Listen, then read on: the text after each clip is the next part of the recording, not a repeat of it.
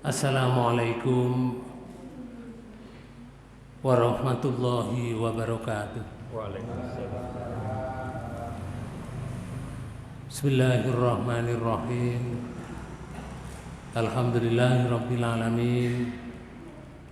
Sholatan wa salaman ala Rasulillah Muhammad ibn Abdillah wa ala alihi wa ashabihi wa mawala. Qala Allah Ta'ala fi kitabihil karim. A'udzu billahi minasyaitonir rajim. Wa kadzalika ja'alna likulli nabiyyin aduwa syayatinal insi wal jinni yuhi ba'duhum ila ba'din zukhrufal qawli ghurura. Walau sa'a rabbuka ma fa'aluhu fadarhum wama yaftarun. Shadaqallahul adzim. Hadirin hadirat Bapak Ibu yang dirahmati Allah, marilah pertemuan ini kita awali dengan bacaan basmalah. Bismillahirrahmanirrahim. Kita melanjutkan kajian kita di surat Al-An'am, surat 6 ayat 112. Sebagaimana yang saya baca tadi, bahwa para nabi, para rasul,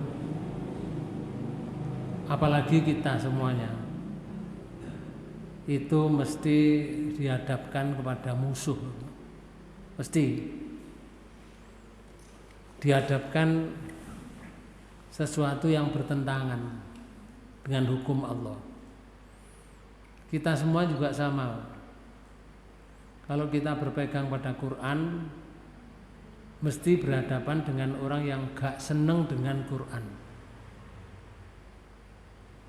Kalau kita ini orang yang beriman, pasti dihadapkan oleh Allah kepada orang yang tidak seneng dengan keimanan. Itu sudah natural law atau hukum alam, atau Allah menyebutkan sunatullah, hukum alam. Dan keputusan yang baik itu nanti di sisi Allah setelah kita kembali ke Allah semuanya. Itu baru ditentukan oleh Allah, ini yang benar, ini yang salah. Tetapi kalau kita sama-sama masih di dunia, semuanya merasa benar, tidak mau disalahkan, ya merasa tidak salah juga. Itu kalau kita masih di dunia. Karena yang dijadikan guru itu akalnya, bukan naklinya. Kalau akal itu ya akal di otaknya sendiri, tapi nakli itu dalil dari Allah, dalil dari Rasulullah. Kalau kita mengedepankan dalil dari Allah dan dalil dari Rasulullah, itu namanya mengedepankan nakli. Maka aklinya harus manut pada nakli. Nah, itu baru menurut Allah benar. Ayat ini kalau diterjemahkan, sama terjemahkan surat 6 ayat 112. Dan demikianlah kami jadikan bagi tiap-tiap nabi itu musuh. Nah, ini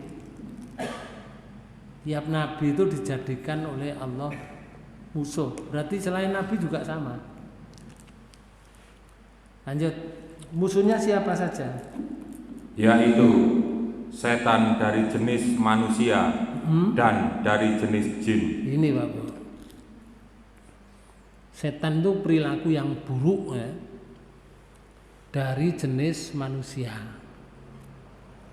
juga dari jenis jin. Kedua-duanya ini, terus di ayat ini, Sebagian mereka membisikkan kepada sebagian yang lain perkataan-perkataan yang indah-indah untuk menipu manusia. Nah ini, jadi membisikkan itu kompromi ya. Sebagian yang satu dengan yang lain itu kompromi, mengatur siasat. Siasatnya itu disebut dalam ayat ini perkataan yang indah-indah. Itu siasatnya. Tujuannya apa? Untuk menipu manusia. Dengan catatan, lanjut ayat. Jika Tuhanmu menghendaki, niscaya mereka tidak akan mengerjakannya. Kalau Allah menghendaki, misalkan tidak bisa satu sama lain itu membisikkan dengan yang satu dengan yang lain, gampang saja bagi Allah. Tapi kan hidup itu ujian, Bapak. Kita itu diuji oleh Allah. Jadi dihadapkan baik, dihadapkan yang buruk, itu ujian. Bagaimana kalau berhadapan dengan baik, bisa mengikuti ndak? Bagaimana kalau berhadapan dengan buruk, bisa menghindar ndak? Itu diuji sekarang ini. Nah ujian itu didatangkan musuh menurut ayat ini.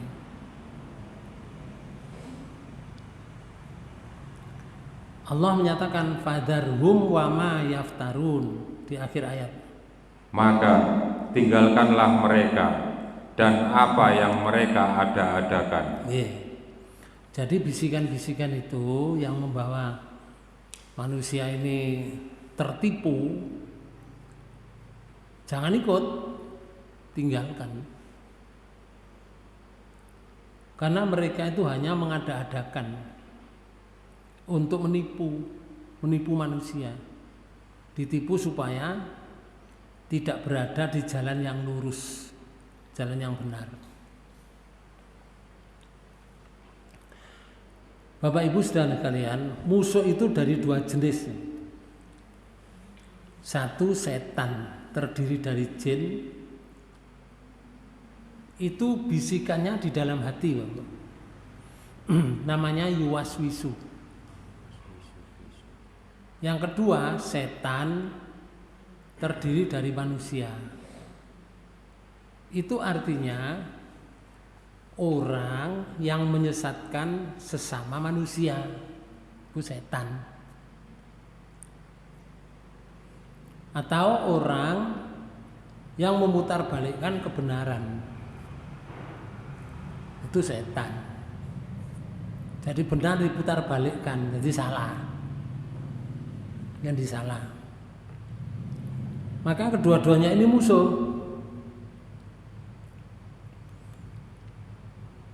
Kemudian senjatanya, Pak.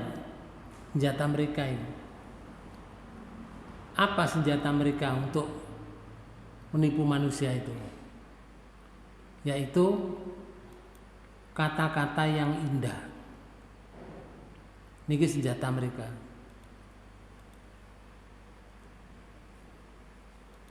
Nih, kata-kata yang indah. Kata-kata yang indah itu dalam bahasa Arab, bahasa Al-Quran itu zuhrufal qauli. Zuhrufal qauli itu artinya ucapan yang terlihat benar. Kelihatannya benar. Kelihatannya benar tetapi isinya mengandung menyesatkan. Niku di ayat ini tadi zuhrufal qauli.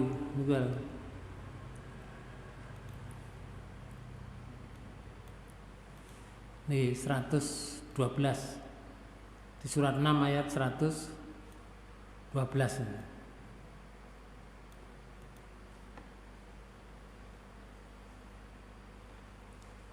Di sini ada yuhi ba'duhum ila ba'din zuhrufal qauli. Ini gila. Kalimat zuhrufal qauli itu kata-kata yang indah, tapi isinya menyesatkan. Contoh ya. Jadilah dirimu sendiri. Kalimat ini, kamu itu jadilah dirimu sendiri. Sepertinya benar, Pak. Kalau jadi diri sendiri itu kan tidak ke sana kemari, Pak. Tidak terpengaruh. Itu sepertinya benar, ya. Terdengar memberdayakan dan mendorong otentisitas, tetapi menyesatkan ini. Itu sering dijadikan alasan untuk tidak berkembang, tidak mau beradaptasi atau bersikap asosial. Karena dirimu sendiri, jadi diri sendiri gak ngereken wong. Tapi kayak bener, jadilah dirimu sendiri. Kayak gak pengaruh wong liya. Tapi jadinya bersikap asosial, bersikap tidak adaptasi kepada yang lain. Padahal manusia itu adalah makhluk sosial yang terikat dengan aturan dan terikat dengan norma pergaulan. Contoh lagi, segala sesuatu terjadi karena suatu alasan. Segala sesuatu terjadi karena suatu alasan. Itu seperti benar, Pak.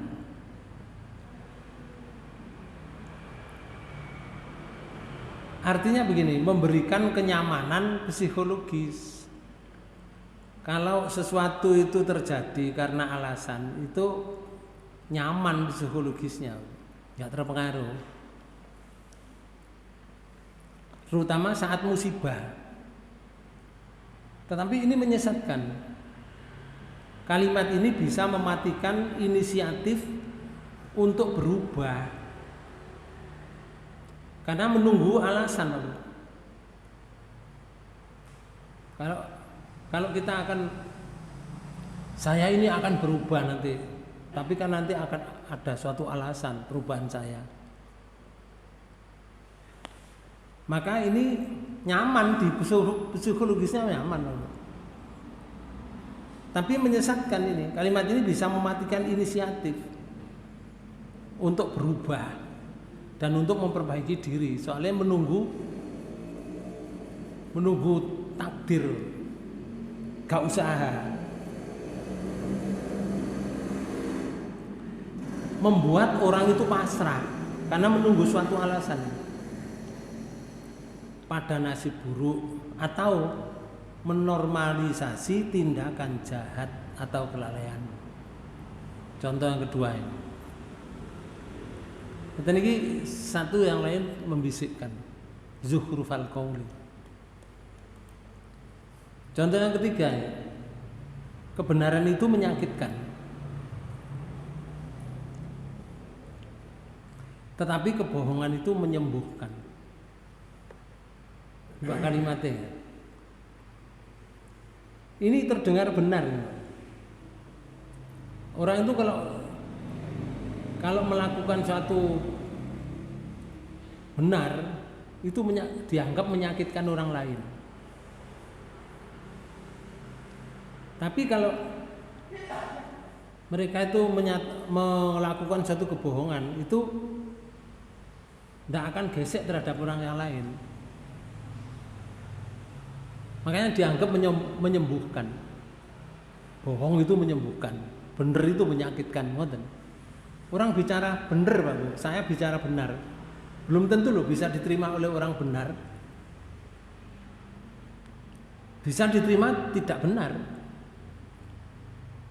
Lah begitu itu namanya menyakitkan. Kalau saya bicara misalkan zakat itu perintah Allah kan. Siapa yang tidak zakat kan diancam di surat 9 ayat 35 itu. Hartanya itu nanti jadikan lempengan emas atau perak, cemplung neraka jahanam, panase padha neraka jahanam, disetrikakno bathuke, disetrikakno lambunge, disetrikakan punggungnya. Benar itu yang saya sampaikan. Karena berdasarkan Quran dan itu firman Allah. Tapi bagi orang yang tidak mau zakat itu sakit. Ketika disampaikan seperti itu, sampean enggak zakat itu diseli kok batuk sampean loro. Tidak bisa menerima. Tapi kalau bohong, saya bohong, artinya tidak menyampaikan itu, aman-aman saja, Pak. Ini seakan-akan benar, seakan-akan. Seringkali jujur itu memang terasa pahit, Pak. Jujur itu. Tetapi ini menyesatkan. Menyesatkan. Nih, kalimat ini menyesatkan. Mana menyesatkannya? Kalimat ini sering digunakan untuk membenarkan tindakan berbohong. Jadi wong bohong itu kayak dibenerno lho. Awakmu bener bohong itu. Kamu kan selamat, akhirnya tidak terjerat kan. Kayak ngono, Pak. Atau tindakan manipulasi dibenarkan itu, seakan-akan begitu. Ini menjadi kedok melindungi perasaan. Padahal tujuannya adalah lari dari tanggung jawab. Contoh selanjutnya, rizki ada saja. Tenang saja kamu tanpa usaha, nanti datang sendiri rizkimu. Ngoten, Pak. Kalimat ini terdengar benar. Memang hidup ini sudah diberi rezeki oleh Allah. Binatang yang melata itu, Pak, rezeki. Cecak itu, cecak. Cecak itu tidak bisa terbang, hanya merambat di dinding. Tapi diberi rezeki oleh Allah. Malah rezekinya datang sendiri. Nyamuk begitu, makanan ini cecak, mendekat, disedot sama cecak, des, lep dimakan, dan hidup cecak itu. Jadi kalau ada kalimat yang rezeki itu ada saja, nanti tenang saja kamu, gak usah mencari. Artinya tidak ada usaha, tanpa usaha datang sendiri, kamu nanti diberi hidup oleh yang Maha Kuasa. Ngoten lho. Ini kayak bener. Ini mengajarkan ketenangan hati dan tawakal orang, seakan-akan seperti itu. Tetapi itu menyesatkan. Ini sering digunakan sebagai pembenaran untuk malas bekerja. Gak gelem kerja, alang kok supaya yo mangan dhewe aku. Males kerja akhirnya. Dan tidak merencanakan pendapatan yang berujung pada kesulitan ekonomi. Padahal orang itu kan disuruh usaha, disuruh ikhtiar. Usaha itu ya lek nang ekonomi ya nyambut gawe. Ikhtiar itu yang dituju apa misalkan? Kepingin dapat hasil dari perdagangan, ya nyambut gawe sing ana hubungane karo perdagangan. Atau jenenge ikhtiar. Atau kalau anak sekolah ingin jadi dokter misalkan, itu nggak bisa Pak Bu, sekolah doa terus jadi dokter nggak bisa. Usahanya bener sekolah, tapi kudu ikhtiar. Apa ikhtiarnya? Ikhtiarnya mengambil sekolah jurusan kedokteran. Itu aja belum tentu nanti bisa lulus jadi dokter, Pak. Bisa terjadi jadi petani walaupun sekolah kedokteran, bisa jadi pedagang. Nah, setelah ikhtiar di depannya itu ada namanya tawakal, berserah diri kepada Allah. Jadi kalau sudah sekolah dokter kok jadi petani, ya sudah tawakal pada Allah. Memang takdirnya seperti itu. Usahanya sudah, ikhtiarnya sudah, tapi hasil atau endingnya tidak seperti yang dicita-citakan. Itu namanya takdir. Contoh yang salah ya, nih, memutar balikan kebenaran. Riba itu wajar. Nanti itu gak bener nih. Semua orang melakukannya akhirnya dibuat terdengar normal, Pak. Jadi riba itu wis wajar biasa, itu menunggu biasa. Kita tidak bisa kalau tidak mengikuti itu. Jualan sepeda motor, Pak. Kalau dijualnya dan ini kalau sampean beli kenceng 10 juta. Tapi lek sampean kredit dadi 16 juta. Gak oleh. Dua harga itu gak oleh. Kudune ngene, goleke bathi 13 juta. Misalnya kulake 9 juta, pin oleh 13 juta. Sampean tuku jreng yo 13 juta, sampean kredit yo 13 juta. Wong milih napa? Kredit. Padha aku. Nah kalau gitu boleh. Riba, contoh riba lagi. Nggak kelihatan Pak. Beras Bramo itu memang harganya lebih mahal dengan 64 ya. Nggih. Bu-ibu niku lek tuku beras niku Bramo ambek 64 lu mahal mana Pak, Bu? 15.000. Hah? 15.000 itu Bramo. Bramo, kalau 64 oke, pokoknya di bawah kan. Saiki ana wong duwe beras Bramo. Kon gelem tak ijoli, kon berasmu apa? Kalau beras, saya punya beras 64. Saya tukar. Karena beras saya itu Bramo, berasmu 64. Kamu nambahi saya uang setiap 1 kilo 2.500 misalkan. Itu riba itu Pak. Tapi nggak terasa kan? Sepertinya biasa. Itu namanya pemutar balikan kebenaran. Mulai contoh malih. Ana wong tuku pari. Gabah itu Pak. Beli gabah tapi belum panen, baru nandur, terus diomong gini, berapa 1 kilo? Awakmu, kalau saya beli sekarang ya 1 kilonya ya 400 rupiah 1 kilonya. Tapi nanti kalau panen ya jadi 500 atau 600.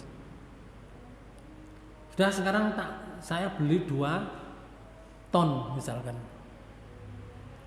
2 ton gabah. Tapi gabahnya belum ada. Orangnya baru tandur. Uangnya uang sekarang.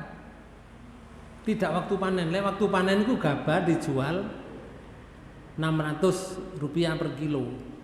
Karena belinya itu masih apa? Masih tandur, jadi 400. Itu ya riba. Angketen iki jenenge pemutar balikan kebenaran. Dianggap wajar, iku wajar iku wong-wong wis ngono kabeh tuku ngono. Ngoten lho. Itu namanya pemutar balikan. Ngeten iki penggaweane setan tergolong dari manusia dan setan tergolong dari jin, menyesatkan. Orang dibuat mendengar normal Pak.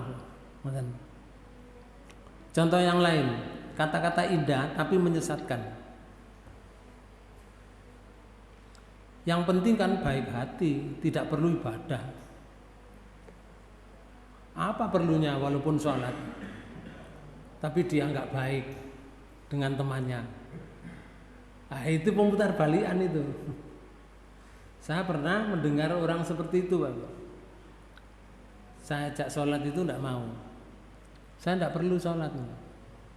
Banyak orang yang sholat itu, tapi hatinya jahat, katanya gitu. Saya tidak jahat dengan orang, saya baik dengan orang. Yang penting kan hati saya baik. Selama orang itu punya kemiren itu. Kalau di bahasa Jawa itu mata kaki itu sebut kemiren. Tapi kalau bahasa akhlak kemiren itu iri hati. Apa gunanya sholat? Tapi kalau iri hati, ngoten Bapak, lebih baik nggak sholat. Jadi yang penting baik. Itu juga kalimatnya indah tapi menyesatkan, Bapak. Itu setan tergolong dari manusia, setan tergolong dari jin. Contoh kalau di media sosial, konten menyesatkan tapi dibungkus menarik dan logis. Tapi kontennya menyesatkan. Itu namanya pemutar balikan. Teman yang menjerumuskan, mengajak maksiat tapi dengan cara halus. Diajak maksiat tapi caranya halus. Tapi maksiat loh. Ngoten niku jenenge pemutar balikan. Nah, contoh yang baik itu nih. Cek dulu dalilnya, ada enggak kalau berbicara itu. Cek kebenaran. Lalu tidak mudah terpengaruh dari omongan atau dari kalimat yang kelihatannya benar. Pegang Quran dan Sunnah, pasti selamat. Dia tidak akan tergoda oleh setan terdiri dari jin dan setan terdiri dari manusia. Jadi tidak semua yang terdengar indah itu benar, dan tidak semua yang benar terdengar indah. Paham? Sing indah itu guru mesti bener, Pak. Tapi sing bener itu guru mesti dirasa oleh orang indah. Bapak Ibu Saudara sekalian, bahaya ucapan yang menyesatkan. Rasulullah pernah dawuh ngeten. Inna minal bayani la sikhra. Sesungguhnya bagian ucapan itu seperti sihir. Bagian ucapan itu seperti sihir. Mempengaruhi orang. Orang itu bisa terpengaruhi dengan ucapan itu, Bapak. Anak perempuan sing dulinan HP, Bapak, kenal dengan teman nanti lewat HP. Dengan ucapan itu perempuan bisa katut laki-laki dan pada akhirnya diperkosa, dibunuh. Itu banyak, Bapak. Karena kayak sihir, lasih roh. Seperti sihir. Orang mau membujuk orang itu ya. Bahasanya baik, Pak. Orang mau membujuk orang itu bahasanya baik, memikat, koyok-koyok mau mendapatkan keuntungan yang diajak bicara itu. Padahal pada akhirnya dia punya gaya tersendiri, trik tersendiri, pada akhirnya bujui, Bapak. Setelah uangnya ditransfer, bujui. Dan itu banyak sekali. Jadi Rasulullah menyatakan sesungguhnya sebagian ucapan itu seperti sihir. Hadis ini diriwayatkan oleh Bukhari. Maksudnya hadis ini bisa mempengaruhi dan menipu manusia. Ucapan ini loh, kita bisa tersihir oleh sebuah ucapan. Iblis itu pernah bersumpah kepada Allah.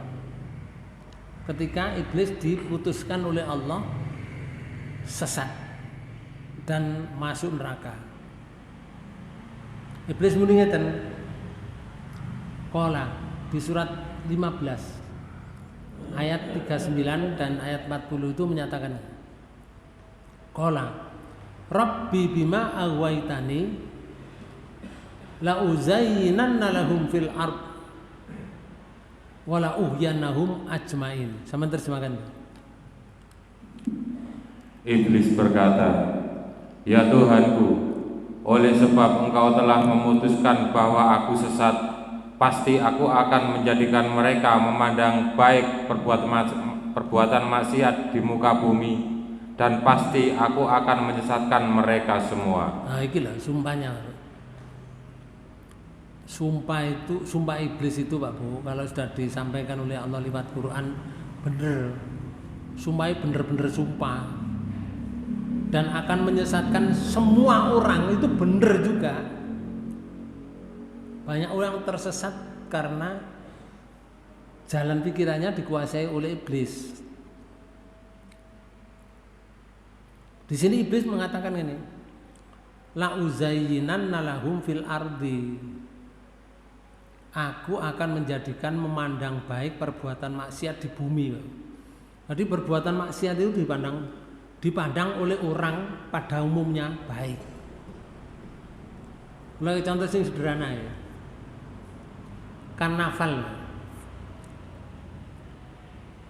Karnaval itu orang dibariskan, anak dibariskan, remaja dibariskan, anak-anak muda, laki-laki, anak-anak mudi, perempuan itu dibariskan. Terus berpakaian yang bermacam-macam seperti itu. Kadang-kadang membuka auratnya, kadang-kadang si laki-laki itu berpakaian seperti orang Papua. Jadi gaya pakaian siwir-siwir dari rumput Jepang itu. Itu kelihatannya lucu, kelihatannya baik, Pak. Itu adalah maksiat. Tapi orang memandang baik. Caranya begitu iblis itu membuat. Jadi dibisiki dalam hatinya seorang jadi pemimpin itu, terus diadakno karnaval kok modelnya karnaval itu satu di dalamnya harus begini. Anak-anak sekolah harus pakaiannya begini, anak-anak yang di desa yang tidak sekolah pakaiannya harus begini, tampilnya ini. Itu bisikan. Padahal itu dosa. Sekarang saja misalkan yang pakaiannya tertutup, ya lanangi tertutup, wedoke ya tertutup, berjalan. Si lanang pakai pakaian muslim, si wedok pakai pakaian muslimah, berjalan bawa tasbih. Sing diwaca apa? Sholawat. Sing diwaca apa? Satu perjalanan. Tapi gak sholat duhur, gak sholat asar, maghrib jedok jalan gak sholat, isake wis mulai pegel, sobone gak iso tangi, lengkap 5 waktu habis. Tapi seneng gak waktu itu? Senang. Begitu cara iblis itu menggoda. Jadi perbuatan yang maksiat itu dikemas, dipandang baik di muka bumi. Di akhir ayat ini. Dan pasti aku akan menyesatkan mereka semuanya. Semua loh. Jadi gak pandang bulu. Semua termasuk kita. Namun di ayat 40 iblis mengakui illa ibadaka minhumul mukhlasin, kecuali hamba-hamba engkau yang mukhlis di antara mereka. Ya Allah, kalau hambamu mukhlis, tidak mau campur tangan dengan itu, tidak mau bergabung dengan perbuatan seperti itu, saya tidak mampu ya Allah. Iblis itu muni ngoten dhewe. Nah, sing mau bergabung terus gelem berpakaian seperti itu, mau seperti itu, tidak sholat dan seterusnya, ya itu yang kena jeratan. Ini yang pertama. Di ayat lain ada Seperti di surat 38 ayat 82. Pernyataan iblis sama Pak. Qala fa bi izzatika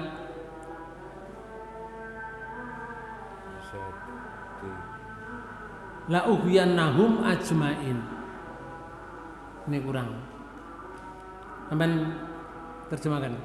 Iblis menjawab, Nggih. demi kekuasaan Engkau, aku akan menyesatkan mereka semuanya. Nggih, Pak.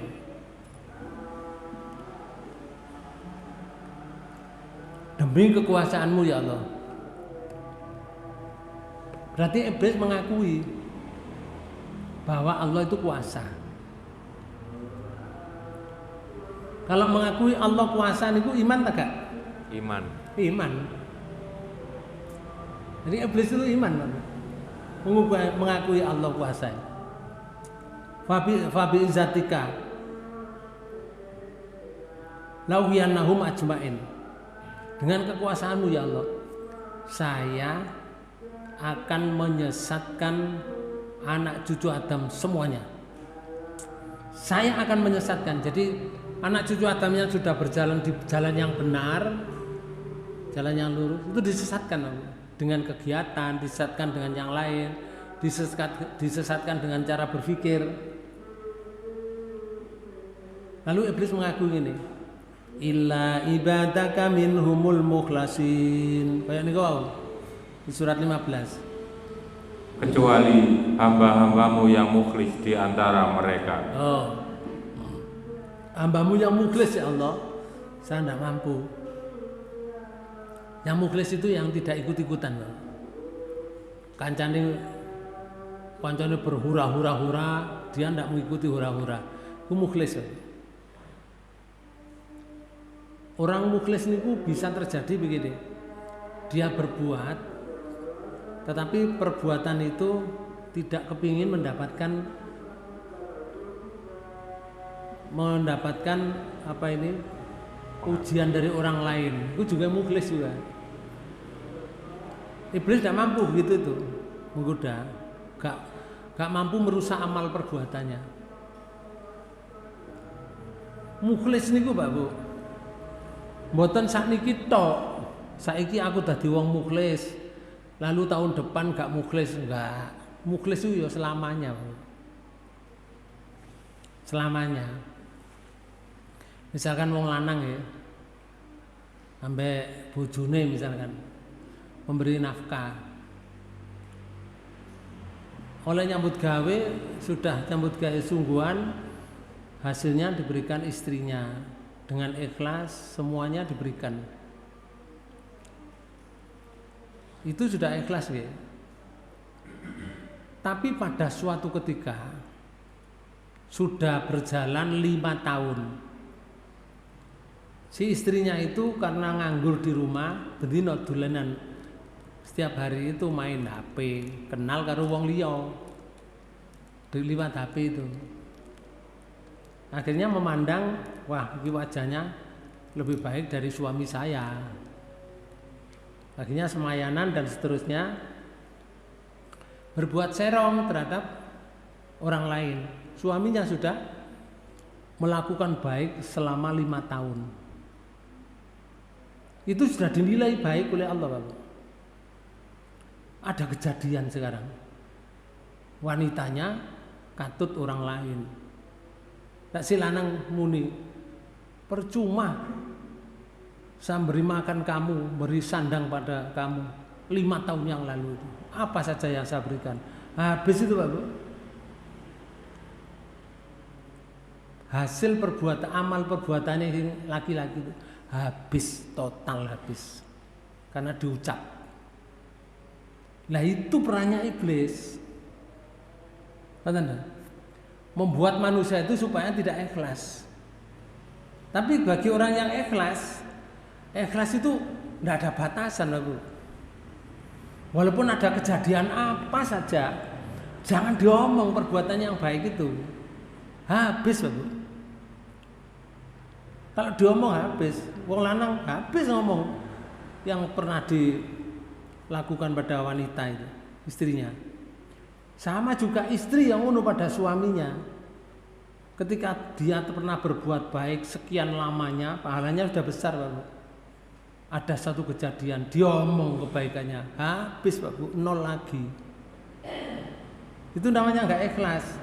Jadi ikhlas itu terus, nggak peduli, bah aku disakiti, misalkan sing lanang kok, aku sudah berbuat baik kepada istri saya. Saat tempo pada suatu ketika, kok saya disakiti oleh si istri saya, dia mencari laki-laki yang lain, mengkhianati perbuatan baik saya kepadanya. Kalimat seperti itu Bapak sekalian, kalau dipertahankan gini, nggak apa-apa lah, sudah, yang sudah lalu ya sudah lalu. Kalau memang saya bina tidak bisa ya tidak apa-apa, akan saya lepas, saya akan tukar tambahkan kepada yang lain. Ditukar tambah. Yang sudah ya sudah. Sudah saya tidak akan mengungkit-ungkit lagi, tidak akan angan-angan lagi. Saya akan berbuat baik kepada yang baru. Itu perbuatan yang baik walaupun dia dilepas, ketemu di akhirat. Perbuatan baik lo ketemu di akhirat. Memberi nafkah yang sudah dilepas istrinya, itu ketemu di akhirat. Padahal harus dipek wong itu. Ketemu di akhirat karena dia mukhlis. Mukhlis ini tidak ada batasan, loh. Iblis tidak mampu ini. Tapi kalau sudah mengungkit, amblas sudah. Nah itu penggawaian iblis itu. La uhyannahum ajmain. Aku akan menyesatkan mereka semuanya. Bidang penyesatannya adalah aspek pemberian. Ini aspek pemberian pada istri, aspek menolong pada istri. Itu dibuyarno pahalanya. Begitu juga istri, aspek penolongan pada suami. Itu kalau diomong buyar sudah, dibuyarkan oleh iblis. 0 lagi. Akhirnya dia melakukan suatu perbuatan baik lagi, dapat 1 lagi. Baik lagi, 1 lagi. Oleh setahun ngumpul sak gunung, tukaran misalkan terjadi ngomong mana habis lagi. Eman nuruti iblis. Kita pertahankan. Semuanya dikembalikan kepada Allah. Selamat. Jadi ikhlas itu, mukhlis itu tidak ada batasan waktu. Iblis itu menggoda seumur hidup, bukan dibatasi waktu sekian tahun saja, tapi seumur hidup. Kemudian di ayat lain lagi Allah mengkabarkan tugas iblis, tugas setan yang terdiri dari manusia dan terdiri dari jin tadi. Di surat 7 ayat 16 dan ayat 17 Allah menyatakan gini, qala fabima aghwaytani la aqudanna lahum siratal mustaqim. Iblis menjawab, okay, karena engkau telah menghukum saya tersesat. Nah, ya Allah, saya akan dihukum sesat. Maka terus iblis, saya benar-benar akan menghalang-halangi mereka dari jalan engkau yang lurus. Loh, pancet Pak Bu. Ganti ayat dulu, kalimatnya pancet. Saya akan menghalang-halangi anak cucu Adam dari perbuatan yang lurus itu, saya halang-halangi supaya bengkok.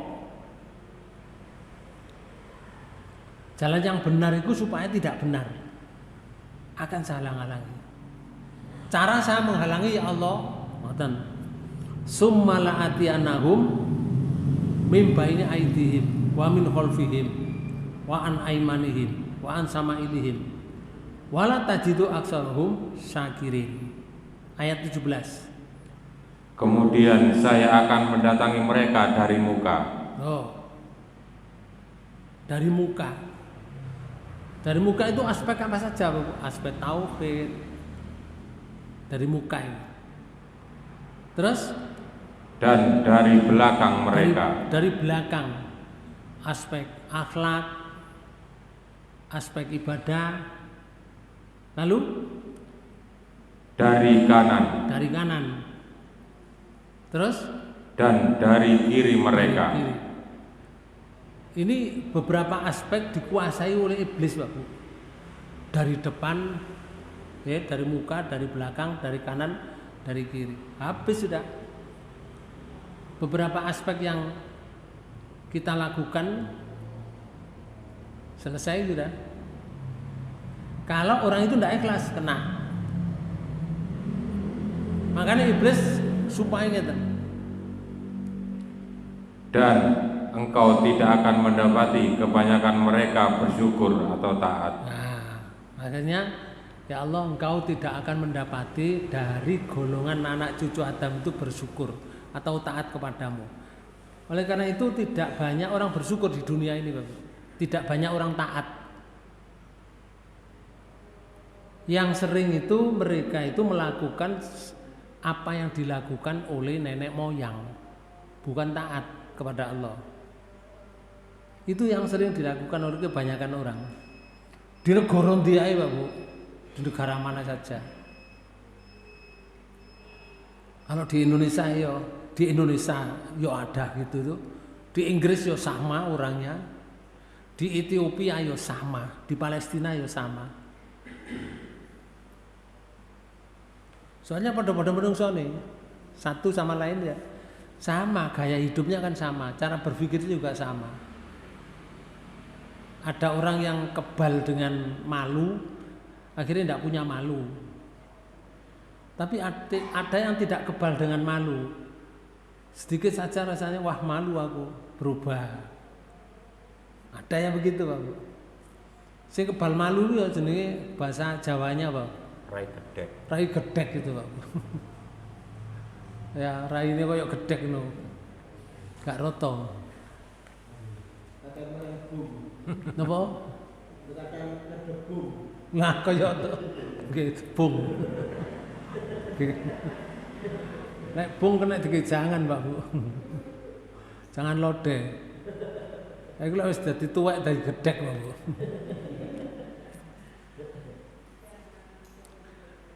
Abu Hudzaifah Ibrahim dalam kitabnya itu menyatakan ini, mengapa malaikat dan setan di rumah kita? Menjelaskan ya kan, terdapat banyak pintu-pintu masuknya setan ke dalam hati manusia. Di antara pintu-pintu masuk ke dalam hati manusia itu ada berbagai sebagai berikut. Satu, nih, pintu kemarahan. Marah itu jalan iblis, Bapak. Atau kebencian. Marah adalah bara api, artinya api neraka, dan merupakan kesempatan bagi setan untuk mempengaruhi seseorang. Marah.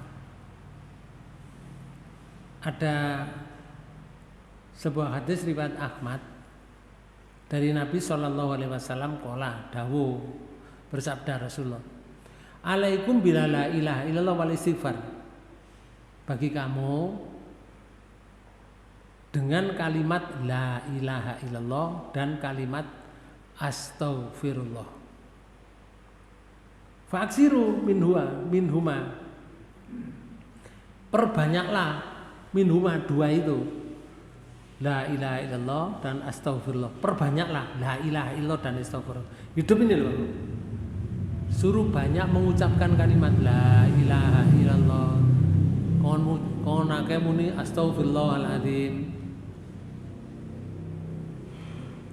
Itu yang banyak.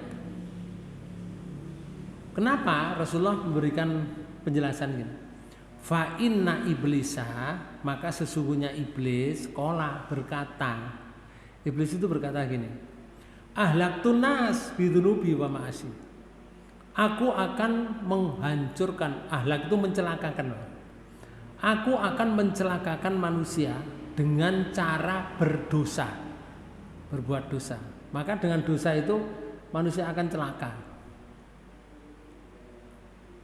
Tapi iblis muni, iblis langsung menyatakan begini, karena ini hadis qudsi loh.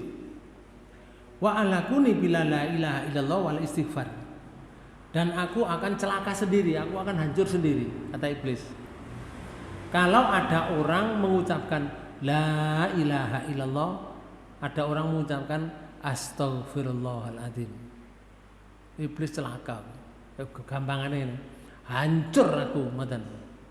Kalau ada orang mengucapkan la ilaha illallah dan mengucapkan astagfirullah, iblis hancur.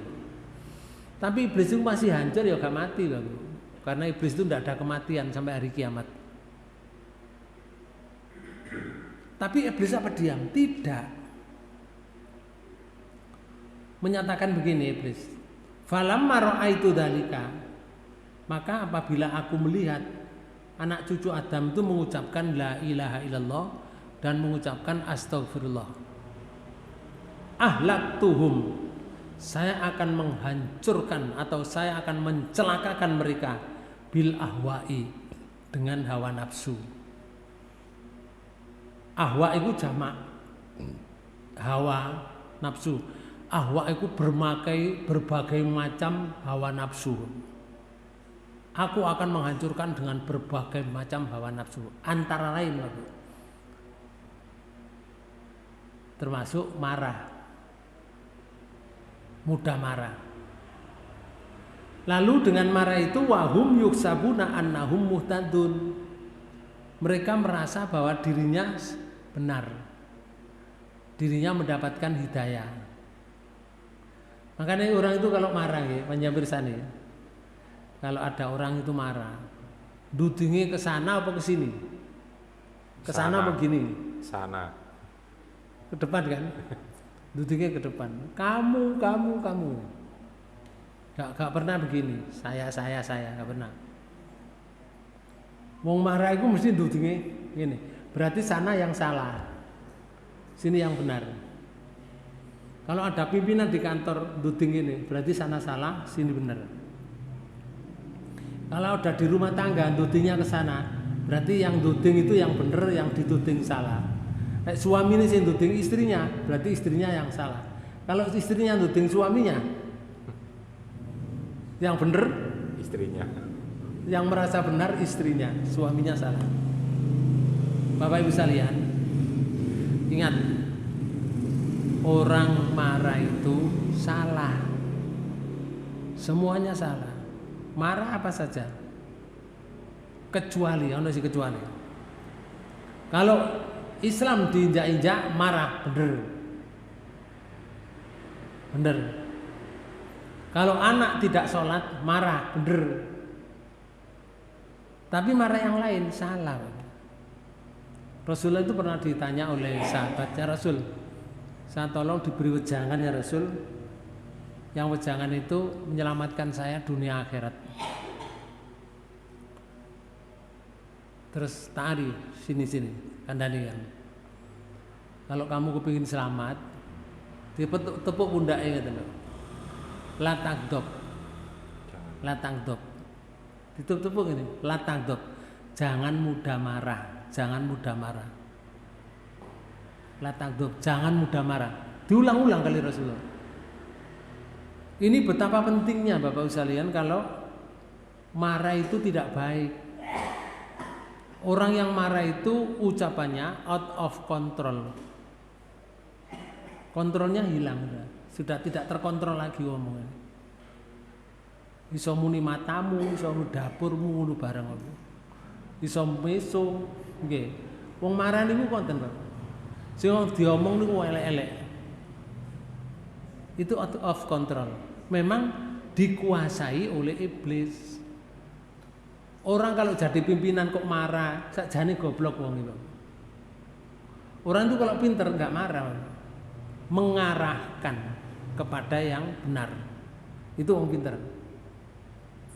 Ya tadi pimpinan kok marah ya, wah goblok kan kudune ngene. Sebetulnya yang salah, yang marah itu yang salah.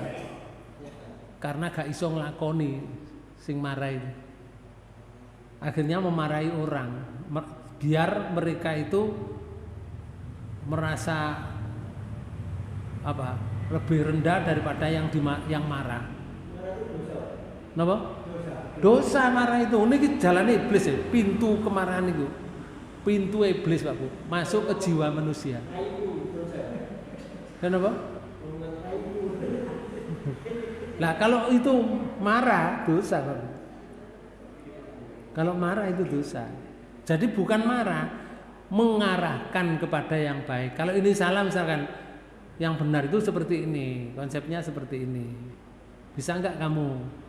Mungkin sakit, nah monggo dilaksanakan. Itu baru ada jalan keluar, ada solusinya, bukan dimarahi Pak Bu. Lek ono pimpinan kok marah, pimpinannya goblok niku. Enggak ngerti, pimpinan yang enggak ngerti itu. Itu jalan iblis itu Pak Bu. Kok ono bojo marah, niku mak lampir niku. Ngertos, mak lampir ngertos. Nggih. Wong lanang marah nang wedok niku grandong jenenge. Biyen ana film grandong.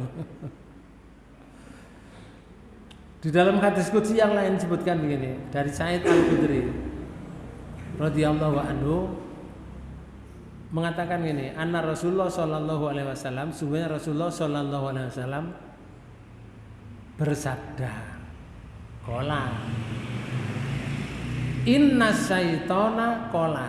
Rasulullah bersabda, sesungguhnya setan itu qala berkata, wa izzatika ya Rabb la abrahu uwi ibadaka madamat arwahuhum fi ajsadihim. Dengan keperkasaanmu ya Allah, dengan kemuliaanmu ya Allah, aku akan menggoda anak cucu Adam selama rohnya itu madamati arwahuhum fi ajsadihim, selama rohnya masih kantil di jasadnya ya. Saya akan menggoda anak cucu Adam. Apa? Allah menyatakan ini, faqala rabbu tabaraka wa ta'ala. Berfirman Allah Tuhan pemelihara yang maha suci dan maha tinggi. Wa izzati, dengan kemuliaanku, wa jalali, dan dengan keperkasaanku, la azalu aghfiru lahum mastaghfaruni. Saya akan mengampuni mereka jika mereka minta ampun kepada aku. Iblis gudon anak cucu Adam. Sak kuatmu kan. Tapi kalau anak cucu Adam itu merasa dirinya dosa, terus istighfar kepada aku, semuanya saya ampuni. Hudon. Kalau mereka itu sudah sadar, loh dosa yang saya lakukan, terus dia minta ampun pada Allah, aku akan mengampuni. Dibalas oleh Allah seperti itu. Jadi kita ini diajak nyombo, bahasa kita, bahasa Jawanya itu ya, diberi kesempatan yang luar biasa. Disuruh banyak istighfar untuk melawan cara iblis untuk menjatuhkan manusia itu. Nah, pintu yang kedua, iblis itu kalau menggoda, pintu yang kedua itu cinta dunia. Cinta dunia, hubbud dunia. Cinta dunia itu ngeten. Saking cintanya dengan dunia, lupa dengan akhirat. Iku sing gak oleh. Kalau cinta dunia nyambut gawe temen mulai esuk sampai sore, bengi ya sholat tepat pada waktunya, itu enggak cinta dunia saja itu. Ya dunia cinta, akhirat juga cinta. Itu yang diharapkan seperti itu. Bahagia dunia dan bahagia akhirat, bukan ngejar dunia saja Pak Bu. Penyen kalau melihat pagi itu ya, pagi orang kalau pagi itu, namanya sepeda motor di jalan, mobil di jalan, pada geleper gitu, sana kemari Pak Bu, mencari nafkah. Pagi itu jalannya sampai sesak. Ada orang sholat subuh gemeleber seperti itu? Ada enggak? Belum ada. Nek subuh lu sepi, dalane gak ono wong liwat, Pak. Nggih. Kate nang ngene masjid ku sing adzan ya sing imami iku. Lah sing qomat ya sing adzan iku mang. Lah sing jadi makmum ya sing ngimami niku wae. Dadi siji wae. Wong lek nang kepada sholat itu loh kok berat. Tapi lek nang ngene dunia luar biasa. Itu sebetulnya iblis masuk pada jiwanya. Ngoten lho. Ada pertanyaan di sini? Baik Bapak Ibu sekalian, mari kita tutup pertemuan ini dengan bacaan hamdalah. Alhamdulillahirabbil alamin. Subhanakallahumma rabbana bihamdika asyhadu an la ilaha illa anta astaghfiruka wa atubu ilaik. Assalamualaikum warahmatullahi wabarakatuh.